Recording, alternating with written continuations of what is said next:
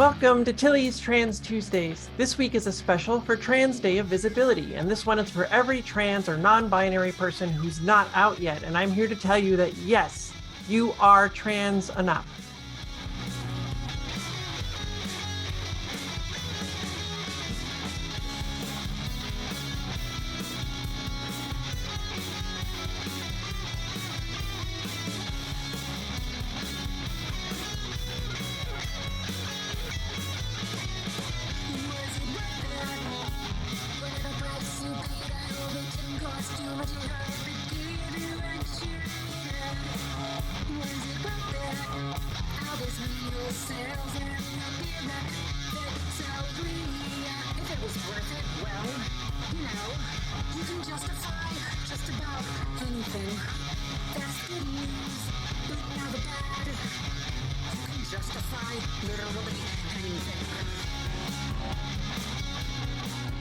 Hi, I'm Tilly Bridges, your host, and I'm joined by my writing partner, my best friend, my wife, our token cis representation, the lemons to my lemonade, Susan Bridges. I am the lemons to your lemonade. You are. That's right. I love it. Our returning guest is Melissa Hearne. Melissa is a voice actor, a writer, a project manager, and a neurodivergent late-in-life queer. Welcome back, Melissa. Thank you. Happy to be here. Yay. Okay, so this time I wanted to ask you, do you feel it was more difficult for you to discover that you were gender fluid because so much of society pushes people toward the binary, even just in terms of trans women and trans men? Did that make it harder for you to figure out? Well, yes, absolutely. The short answer to that is yes. Yeah. The long answer is that it took me acknowledging that I'm bisexual to also acknowledge that I'm gender fluid. And that was, am I bisexual enough? And so that question, I had a lot of internalized homophobia that I had to fight against. That, Sure. I'm clearly not enough because of a variety of, reasons that really had nothing to do with anything other than what society was telling me that I needed to either, do one or the other, like one or the other, be one or the other. And so that's absolutely true. I didn't feel like I was enough of anything, to really feel like I needed to come out or that I could come out. And that having the courage to come out was about seeing other people doing it and realizing that for me, a lot of people are worried about coming out because what if they change their mind? What if they're wrong? Yeah. What if I'm wrong about who I am? And I had to kind of come to the acceptance that I'm not wrong about who I am right now. And that I may change, and that's okay. That's okay. Yeah. It's okay. And it doesn't matter whether somebody else from the outside is looking at me and saying, well, you were this way and now you're a different way. Well, just make up your mind. No, I don't have to. Yeah, I get to be who I am, and you don't get to tell me who that is. Yes. And so that was a lot of like growth and maturity that had to happen to get me to this place of just being like, it's okay to be whatever. And here I am. That's beautiful. And you know what? That's also interesting that you mentioned that it took figuring out that you were bisexual first, because I there's a whole Trans Tuesday on disentangling sexuality from transness. And that was really tough for me too, that I talked about in there. But just briefly, it was because I was attracted to women. I'm exclusively attracted to women and, well, non-binary people. But so when I would see a pretty woman, I would want to be her, but also be like, she's really pretty. And, Figuring out, you're like, is it two things? It Right. is two things. Yeah. It is two I'm things. attracted to her and I kind of want to be her, but I'm not attracted to myself. That's weird. And so, it's a whole thing. Go look up that Trans Tuesday if you want more info on that. Absolutely. Yeah. Well, really, there's a lot of stigma around bisexuality. There is. And there was way more back when I figured it out for myself. Like, I don't even like using the word because I feel like people, so I just stick with queer because I really don't care what parts you have. I'm fine. Yeah. Right. I'm generally attracted more to women. Like a lot more. Yeah. But there are some men I like. Yeah. And there are some men where I'm like, you're very attractive, and I could never be with you sexually because there's just no way. No way. Okay. But Okay. So There is a lot. There was more stigma for sure. I think that was part of why, it's like, are you bisexual because of the male gaze, or are you really just doing it for attention, or, that was a lot. And I never wanted to be part of that or be part of, people sort of looking at me in a certain way and thinking that it was all a performance. Yeah. And because that didn't feel good. And even stigma among gay people. Yeah. At the time, I would know gay people and they'd be like, oh, bi is just gay in training. Right. There's definitely a biphobia issue within the gay community. Yeah. So or if you date a woman that you're just going to leave them for a man, that you know. Right. That it's just promiscuity. Or I've also seen people saying that if you are in a straight passing relationship, you're not really bi. And that is not true at all either. And gold star lesbians and shit like that. I mean, yeah. Wow. Okay. Wow. Wow. Well, okay. So let me ask you then, Melissa, do you have any advice for people out there listening who might think that they're gender fluid but aren't sure?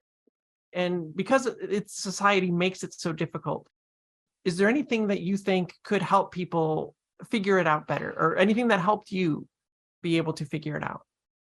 I honestly, I started to talk to people that I knew who were non-binary, people who were trans, and sort of listen to their experience and see how it aligned. But, they may not always align, right? Again, it's each person has their own experience of whether it's transness or non-binary or gender fluid. It's going to be a different experience for all of us. And it doesn't have to follow a particular path. And I think that is the most important part, is that it doesn't have to look like it looks like for someone else that that you can take the parts that do apply and feel right to you and decide if that's how, you want to present. But I think just being able to get away from the idea that, that you have to be absolutely certain and absolutely right about, how you present yourself or how you see yourself or how you let the world see you. It's allowing yourself to, how do I put this? It's allowing yourself to be okay with being wrong and in not caring whether other people think you're wrong for who you are. Yeah. And I think that was the big part for me, is that I spent a lot of my life, I think I said this earlier, that I was masking, presenting more feminine. I was presenting more straight, that I called myself heteroflexible for a long time, which is so silly, but it's, not true. I'm a lot more bisexual than I thought. I'm a lot more attracted to women than I really ever gave myself credit for. And I look back at all of the places in my life where, I just really like the faces of women. So I drew girls' faces all the time. And I really liked Bend It Like Beckham, but I didn't like the boy in the movie. It was all about it's that kind of thing that the signs were always there. The signs were there that I didn't understand my own, attraction style, and I didn't understand my own presentation style. And I just kind of had a lot of time to think about it. And I think that for people who aren't sure, it's okay to be not sure and still walk out into the world and say, hey, this is who I am right now. What do you think? Or don't, I don't care. This is who I am, Yeah, I think that's really good.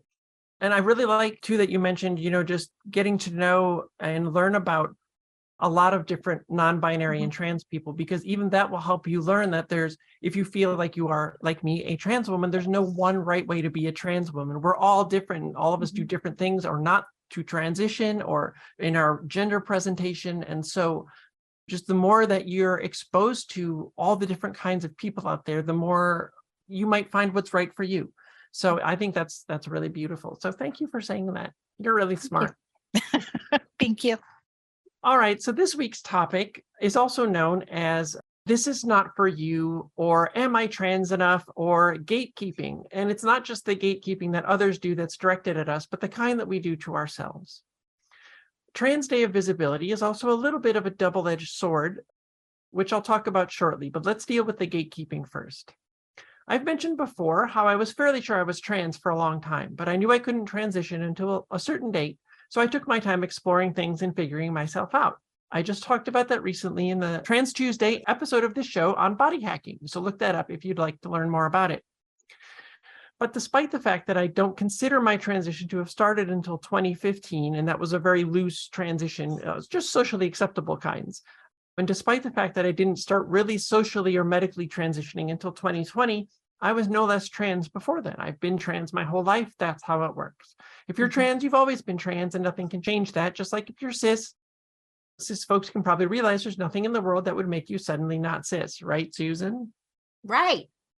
I mean, you're exposed to trans people all the time. You're not suddenly trans, right? So That I've noticed, no. Okay. It could make you realize that you are trans, but then you've always been. It doesn't turn you trans. That doesn't happen. Yeah.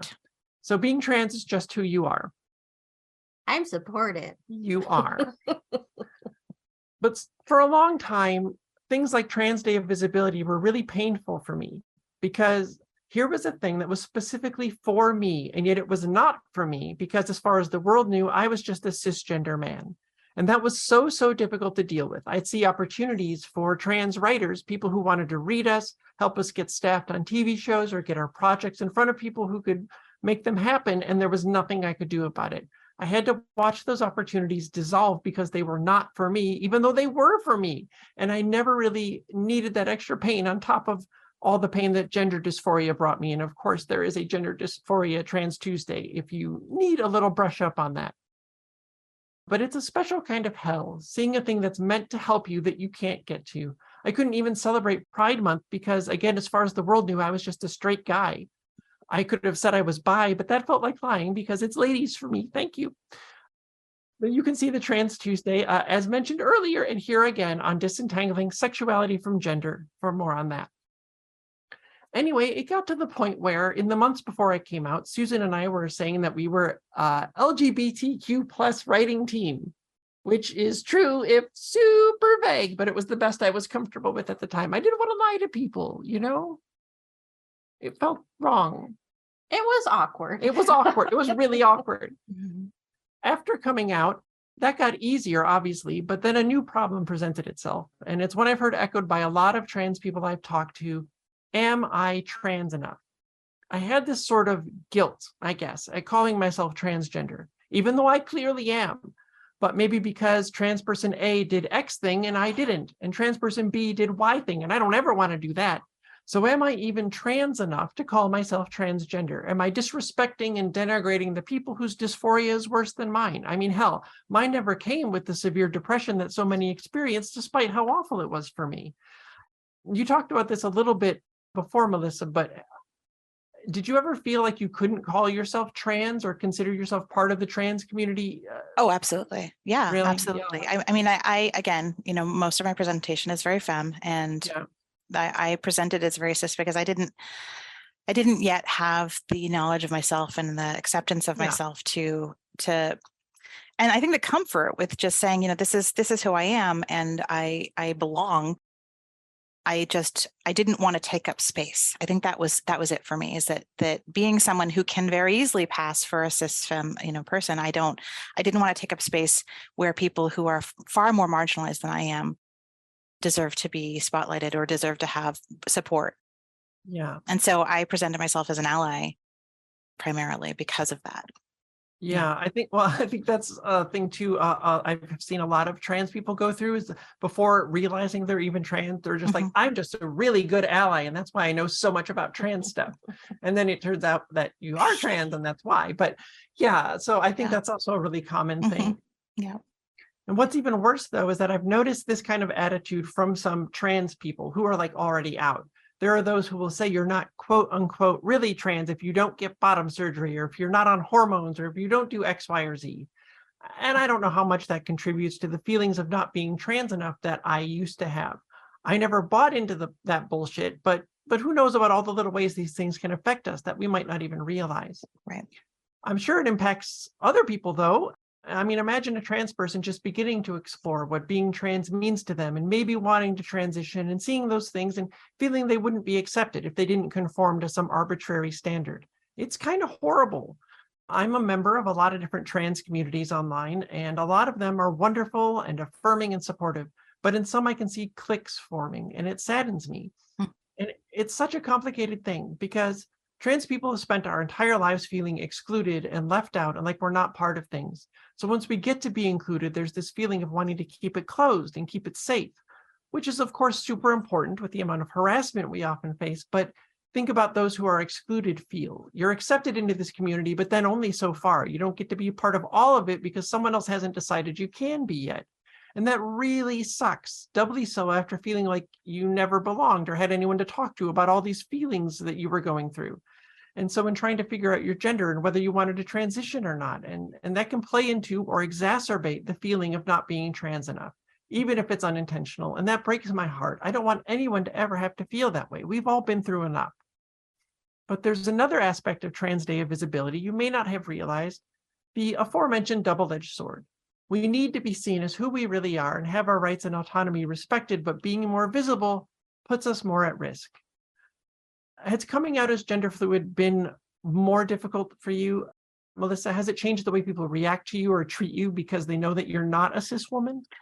Not so far, but Tilly, this is the first time I've actually talked about it publicly. So thank you for giving me this opportunity. But yeah, I mean, I've spoken to friends and, close family members, but it's not something that I, aside from, updating my pronouns in my work profile, I haven't really had any big conversations about it. Mm-hmm. I think I told one coworker and, she was very happy to hear about it. Thank you for sharing, but it's not been a huge conversation because again, I think I'm in that sort of beginning stage of like, I still say she, they, it's fine. You can call me she because I don't care one way or the other, because I swing wildly from one side to the other and it's not a problem. But, for me, it was more like my own internal process of coming out of like, is it okay? Like, am I gender fluid enough? And I had to just sort of decide that yes, whatever I am is enough and that it's okay. Yeah. I think the place where I found like, am I enough was, I don't know if you want to talk about this here, but the Kingery playing Allison. So I play a trans character. And before you actually transitioned publicly or came out publicly, you had started writing this character. And I was concerned, is it okay for me to play this character? I'm not a trans woman. And I want to make sure that we are, that there's enough representation because there are trans actors out there that could use this place. And you assured me it's okay. We have trans writers on staff and you're in a good place. And I was like, okay, I'm trusting you with this. And then you came out and I was like, oh, okay. Thank you, Tilly. Yeah. Yes. And then, other people on the staff came out as trans. And I think that it was helpful for me to kind of recognize that I'm not taking up too much space in a place where like, I think there's enough room for everybody. And I think that the more voices we have are amplifying everyone else. And I think that's important.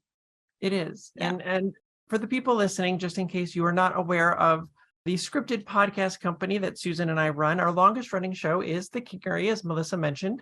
It is a sci-fi crime dramedy. It's sort of like Mobsters in Space. It's in its 12th season now. It's been running for a very long time. And due to sci-fi shenanigans, the person who was seemingly a cis man, the character lead of the show, swapped bodies into a body that was assigned female at birth because you could change bodies because it's weird sci-fi stuff, and then got trapped there and then discovered that they were actually a trans woman. And this came about in the show because the lead actor wanted to step down, and Melissa here was playing the new version of the character. We're like, well, let's just make that permanent. But at the time I knew I was mostly trans. And so the parallels, it was like nobody else knew other than Susan. But so it was really weird that happened at the same time. And it was not planned that way, but it did. But anyway, if you want to listen to that show, you can go to pendantaudio.com and check it out. It's a corker. It is. It is. It's a romp. It is. Mm-hmm. Well, coming out wasn't an issue of safety for me, at least as far as my immediate home life. And California actually respects me for who I am, which is pretty great. But for so many others, it's dangerous. Even if not in their immediate household, all the state trying to legislate us out of existence is terrifying. I mean, it's not risk-free in California. No, but it is much safer than many other parts of the country.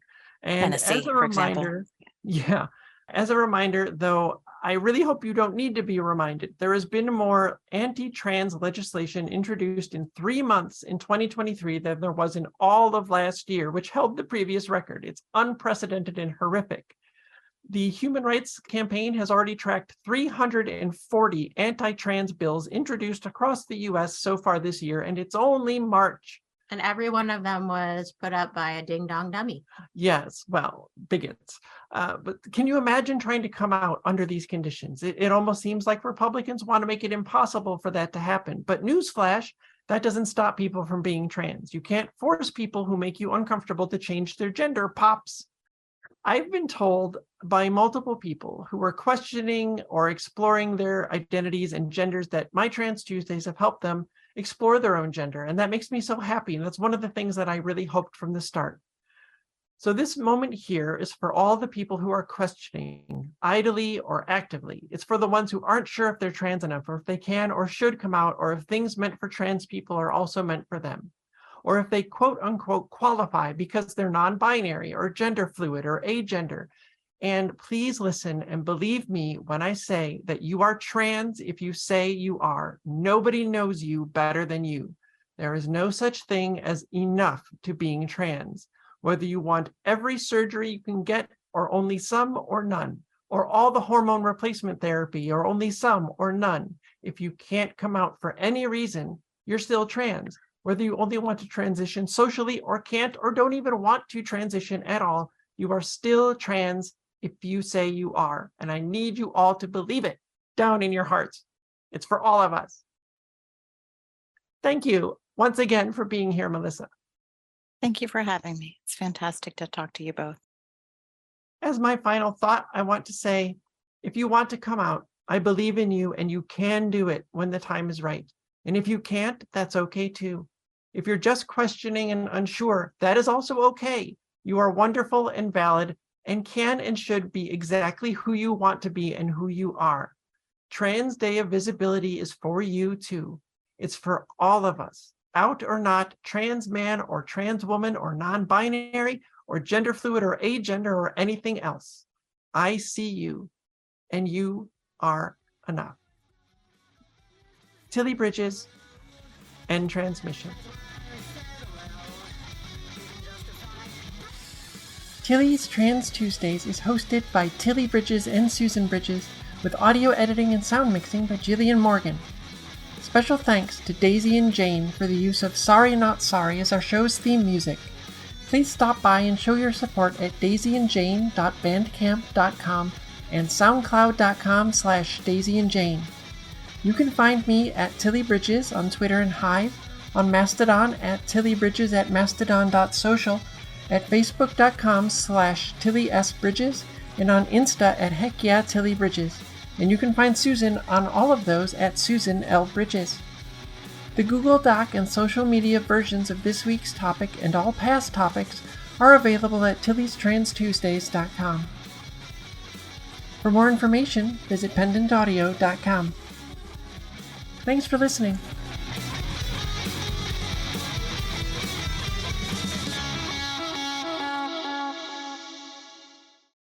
I'm supportive. You are.